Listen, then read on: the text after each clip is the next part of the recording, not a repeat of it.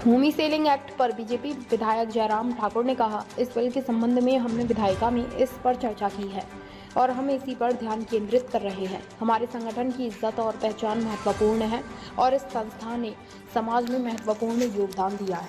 देखिए, इस बिल के संदर्भ में हमने बात विधानसभा के सत्र में अंदर सदन के अंदर जो रखी है, हम उसी पर ही कायम हैं।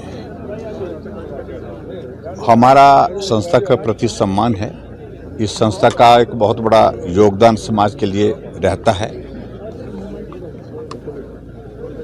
संस्था के लिए जो आज जो एक्ट में जो अमेंडमेंट की गई है, हमने इसका विरोध नहीं किया है। जिस तरह से मुख्यमंत्री जिस शब्दों का इस्तेमाल कर रहे हैं, जबरदस्ती मदद करने से वो राजनीतिक लाभ ज़्यादा लेने की कोशिश कर रहे हैं। मदद ज़्यादा होनी चाहिए थी, लेकिन उससे ज़्यादा वो राजनीतिक लाभ लेने की बात कह रहे हैं। मैं उसमें ज़्यादा कुछ नहीं कहना चाह रहा हूँ। हमने सिर्फ इतनी बात कही कि एक संस्था को लाभ देने के साथ साथ में कई ऐसी चीज़ें अन्य साथ में आ जाएं इसमें, जो संस्थाएं चैरिटी की बात तो करती हैं, लेकिन चैरिटी के नाम पर काम बहुत ज़्यादा नहीं होता है।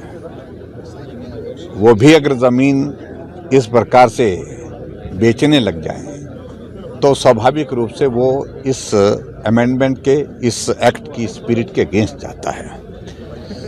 और इसलिए हमने सिर्फ एक ही बात कही कि हमारे लिए सबसे ऊपर है प्रदेश हित।